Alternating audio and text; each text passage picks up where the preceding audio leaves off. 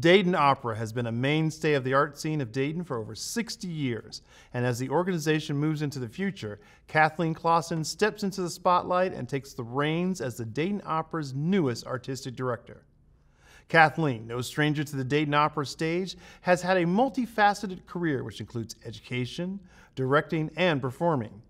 She has served on the faculty of the University of New Mexico, where she has taught courses in musical theater and also directing.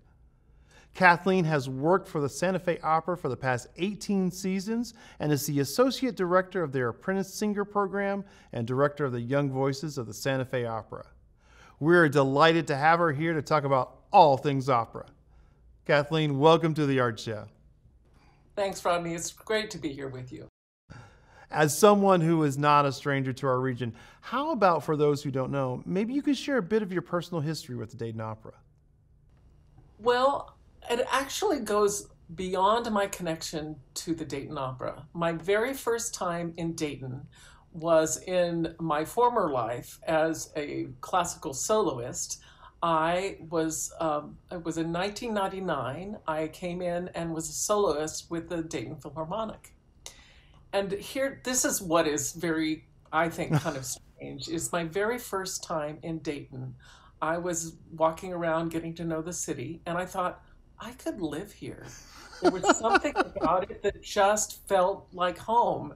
How eerie is that? Almost 20 years later, that's going to happen. Dayton is very similar to my hometown, which is Albuquerque, New Mexico. Okay. The university's there. There's an Air Force base. It's similar in many ways, although Dayton's much greener. So I've been coming to Dayton ever since then. And in 2009, I was invited by Tom Bankston to direct The Elixir of Love for Dayton Opera.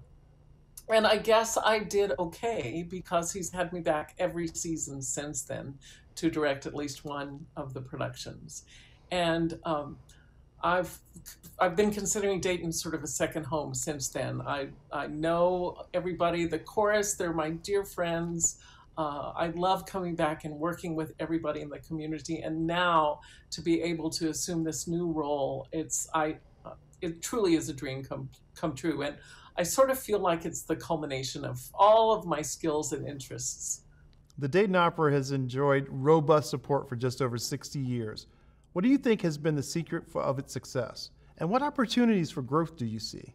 Well, in my tenure working with Dayton Opera and with Tom Bankston, I mean, these are big shoes I'm going to have to fill. I'm just going to tell you. Tom Bankston is a master at choosing great, great singers and of using the resources that he had to put on spectacular productions. And I hope to be able to follow in his footsteps in doing that. I've already engaged some great artists for next year.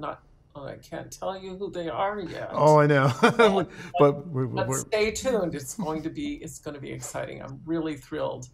I'm committed to bringing new works to the stage. I think it's vitally important and a really great way to engage new audiences and bring new people to the art form.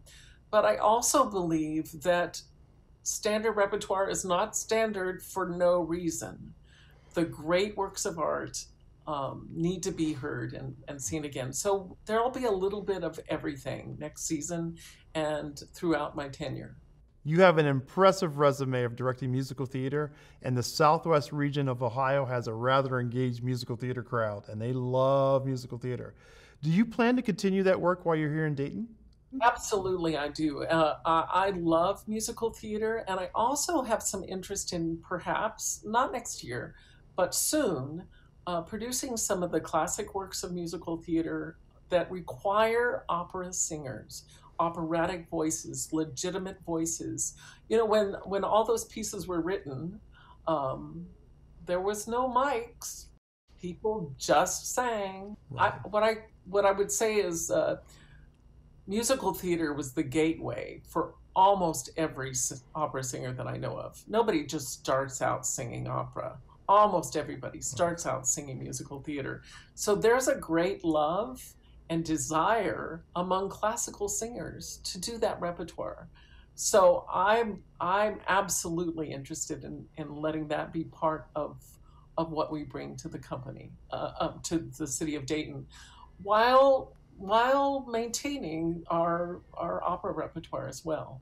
So, anything else coming up that that you want to share with the audience? I think that maybe people don't understand or are not quite aware of how unique this organization is. To have an alliance between the opera, the ballet, and the symphony is really extraordinary.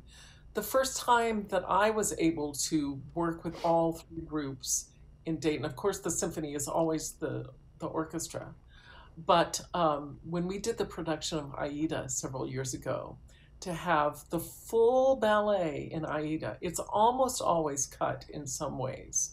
To be able to have the full ballet and to have it performed by professional dancers with the Philharmonic in the pit, it's extraordinary. The things that we can do with this alliance excite me very much. And I'm looking forward to finding as many opportunities for us all to collaborate as I can. Yeah, this is my personal bonus question. If you could cast your dream team of opera singers, living or dead, who would they be and what operas would they perform? The number of great singers that I know and want to work with, it's a lot. So I am thrilled that I'm going to be able to bring some of those singers to Dayton and introduce them to have my family get to know each other. I have lots of dream teams, and you're going to be seeing them on stage in Dayton. That is awesome. So, Kathleen, thank you so much for taking time out for this interview. We greatly appreciate it. It's great being here. Thank you so much.